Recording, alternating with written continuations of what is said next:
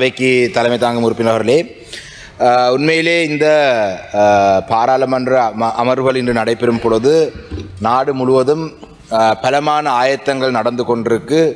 78வது சுதந்திர தினம்னு நினைக்கிறேன். எங்களுக்கு சுதந்திரம் இல்லாதபடியினால் 77 ஆண்டு நாங்கள் கணக்கு வைத்துக் கொள்றதல்ல, 78 நினைக்கின்றேன். 78வது சுதந்திர தினத்தை முன்னிட்டு அது ஏதோ இந்த சுதந்திரம் என்று அழைக்கப்படுற இந்த தினத்தை முன்னிட்டு பலவிதமான ஏற்பாடுகள் நாடு முழுவதும் நடந்து கொண்டிருக்கு. அதை கொண்டாடுவதற்கு நான் கேள்விப்பட்டான், கிழக்கு மாகாணத்திலேயும் ஒரு நிகழ்வு உண்டு, சுதந்திர தின நிகழ்வு உண்டு நடக்க போகிறதாகவும் அதுக்கான அழைப்புதல் எங்களுக்கு தர வேண்டும் என்றும், அதே போல கொழும்புலேயும் சுதந்திர தினம் நடக்கப் போவதாகவும் இதுக்கு நாங்கள் கலந்து கொள்வோமாண்டு பல சந்தர்ப்பங்களிலே தொலைபேசி அழைப்பில் எடுத்திருந்தார்கள். அவ்வாறான ஒரு சூழலிலே தான் இன்று உண்மையிலே மிக முக்கியமாக இன்று அரச தரப்பினால் கொண்டு வரப்பட்டிருக்கிற இந்த சட்டமூலங்களை பற்றி நான் உண்மையிலே கருத்து தெரிவிக்க நான் விருப்பப்படவில்லை. ஏனென்றால் எங்களை பொறுத்தளவிலே எங்களுடைய தேசிய இனப்பிரச்சனையை தீர்த்து வைக்காமல், எங்களுடைய தேசிய இனப்பிரச்சனையை முக்கியத்துவம் வழங்காமல் இந்த நாட்டிலே இவர்கள் சுதந்திரத்தை கொண்டாட முனைவது ஒரு வேடிக்கையான ஒரு விடயம். நாட்டிலே இன்று வடக்கு கிழக்கு பூராவும் பிப்ரவரி 4ஆம் தேதி ஒரு கரிநாளாக அறிவிக்கப்பட்டு நாடு வடக்கு கிழக்கு பூராகவும் சுதந்திரம் தமிழ் மக்களுக்கு இல்லை என்ற நிலப்பாட்டிலே பல எதிர்ப்புகள் நடைபெற்றிருக்கின்றது நாளைய தினம்.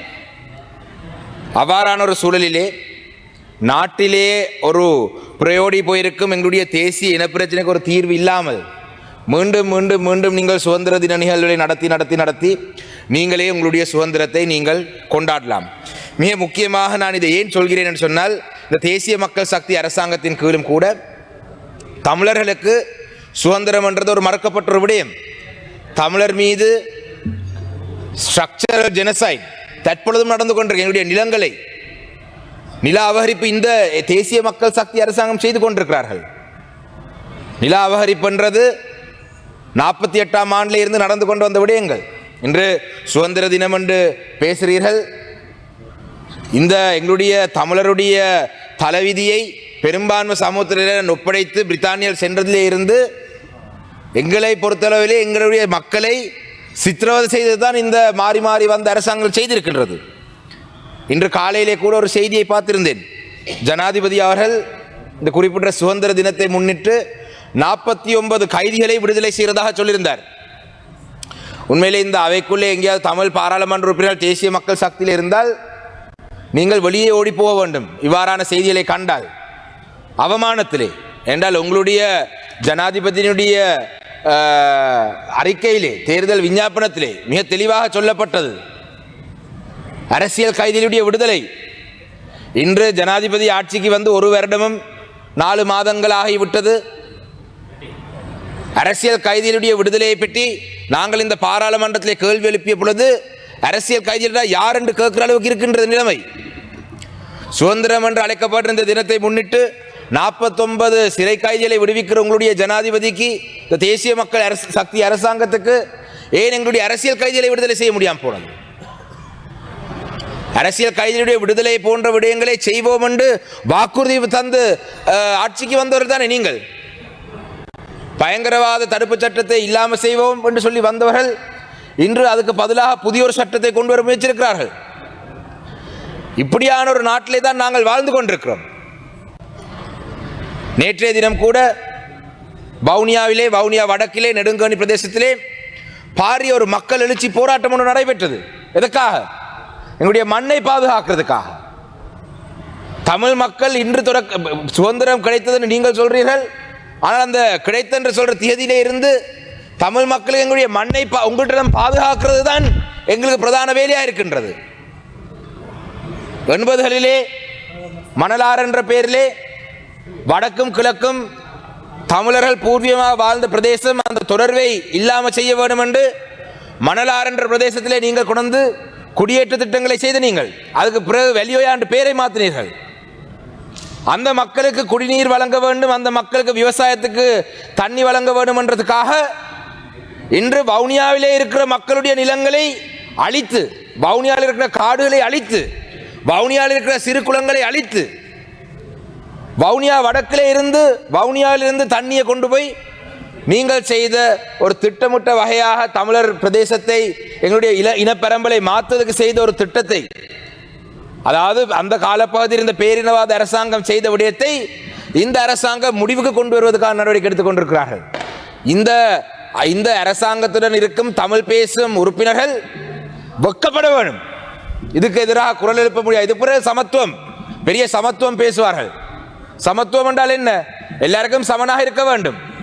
வவுனியாவிலே இருக்கிற விவசாயிகளுக்கு ஒரு போகம் தான் விவசாயம் செய்யலாம் என்ற குளங்களில் தண்ணி இல்லை. மகாவலி அதிகார சபையினுடைய தண்ணி எதுவரைக்கும் எங்களுடைய வடக்குகளுக்கு வரவில்லை. ஆனால் நன்றி. ஆனால் வவுனியா வடக்கிலே இருக்கிற தண்ணீரை நீங்கள் கியூலோயா திட்டம் என்ற பெயரிலே நீங்கள் மகாவலியினூடாக நீங்கள் மணலாறு என்ற இல்லாட்டி வெளியோயா என்ற பிரதேசத்துக்கு கொண்டு போக பார்க்குறீங்க. என்னதுக்காக? பெரும்பான்மை சமூகத்தை சேர்ந்த 4000 பேருக்கு 2 போகம் விவசாயம் செய்வதற்காக. அப்போ வவுனியா மாவட்டத்தில் இருக்கிற தமிழ் விவசாயிகளுக்கு ஒரு போகம் செய்தாலும் சரி, அழிஞ்சு போனாலும் சரி. இதிலே மிகவும் வேடிக்கையான விடயம், வவுனியாவிலே இருக்கும் சிறு குளங்களை புனரமைப்பு செய்யறதுக்கு அனுமதி கேட்கும் பொழுது அதுக்கு ஃபாரஸ்டால் அனுமதி தர மறுக்கப்பட்டிருக்கு. வன இலாகா, ஃபாரஸ்ட் போன்ற திணைக்களங்கள் இந்த வவுனியாவிலே இருக்கிற சிறு குளங்களை புனரமைப்பு செய்யறதுக்கு அனுமதி தர மறுத்திருக்கிறார்கள். என்ன காரணம்? ஏனென்றால் அது ஃபாரஸ்டுக்குள்ளே இருக்கின்றது, நாங்கள் தரமாட்டோம். ஆனால் மணலாறு இல்லாட்டி வெள்ளியோயாவிலே இருக்கிற பெரும்பான்மை சமூகத்தை சேர்ந்த 4000 பேருக்கு நீர் வழங்க வேண்டும் என்றால் 13000 ஏக்கர் காடுகளை அழித்து நீர் வழங்குறதுக்கு நீங்கள் தயார். பிறகு என்ன சமத்துவத்தை பற்றி நீங்கள் பேசுறீங்கள்? இன்று காலையிலே நான் எங்களுடைய அம்பாறை மாவட்ட பாராளுமன்ற உறுப்பினருடன் பேசிய பொழுது அவரும் சொல்லியிருந்தார்,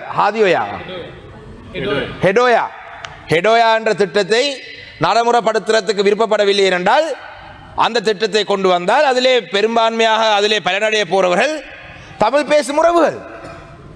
இதுவே பெரும்பான்மை சமூகத்தை சேர்ந்தவர் இருந்தால் நீங்கள் அதை செய்வதற்கு நடவடிக்கை எடுப்பீர்கள். மஹிந்த ராஜபக்ச 2011ஆம் ஆண்டிலே கொண்டு வந்த அந்த வேலை திட்டத்தை 2022ஆம் ஆண்டு கோட்டாபய ராஜபக்ச அரசாங்கத்திலே முன்னெடுக்க முயற்சித்த அந்த வேலை திட்டத்தை இன்று 24,000 மில்லியன் ரூபாய் செலவிலே 24 பில்லியன் செலவிலே 4000-5000 பேருக்கு பெரும்பான்மை சமூகத்தை சேர்ந்தவர்களுக்கு தண்ணி வழங்குவதற்கு நீங்கள் திட்டமிட்டு இருக்கிறீங்க. இதுதான் சுதந்திர தினத்துக்கு முதல் எங்களுக்கு பாராளுமன்ற உறுப்பினர்களுக்கு அழைப்புதல் தாருங்கள், சுதந்திர தினத்தை கொண்டாட வர சொல்லி. ஆனால் அரசாங்கம் முன்னெடுத்துக் கொண்டிருக்கின்றது தமிழ் மக்களுக்கு முற்றாக எதிரான செயல்பாடு.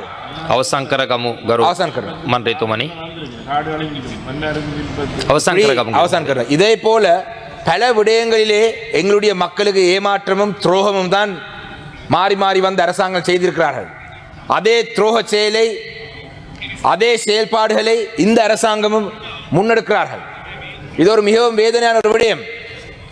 இந்த கியூலோயா போன்ற திட்டங்கள் ஏன் மகாவலி பி வலயம் என்று சொல்லி மட்டக்களப்பு மாவட்டத்திலே மகாவலி பி வலயத்தினூடாக கடந்த அரசாங்கத்தின் காலப்பகுதியிலே முழுக்க எங்களுடைய தமிழ் பண்ணையாளருடைய காணிகளை அபகரிப்பு செய்ய முயற்சித்தார்கள். இன்று வடமாகாணத்திலே மகாவலி எல் வலயம், அதுக்கு பிறகு மகாவலி கே வலயம், சுதந்திரம் என்ற போர்வையிலே எங்களுடைய நிலங்களை சுதந்திரமாக பெரும்பான்மை சமூகமாகிய நீங்கள் அபகரிப்பு செய்துதான் கடந்த 76-77 வருஷங்களாக செய்திருக்கீங்க. அந்த வகையிலே எங்களுடைய மக்களுக்கு ஒரு நிரந்தரமான ஒரு அரசியல் தீர்வு எட்டும் வரைக்கும் நாங்கள் ஏற்றுக்கொள்ளக்கூடிய ஒரு தீர்வு எட்டும் வரைக்கும் இந்த நாட்டிலே தமிழ் மக்களுக்கு சுதந்திரம் இல்லை. பிப்ரவரி 4ஆம் தேதி ஒரு கரிநாளாகவே அமையும் என்றதை சொல்லி விடைபெறுகிறேன். நன்றி. செய்திகளை உடனுக்குடன் தெரிந்து கொள்ள உடனே சப்ஸ்கிரைப் பண்ணுங்க.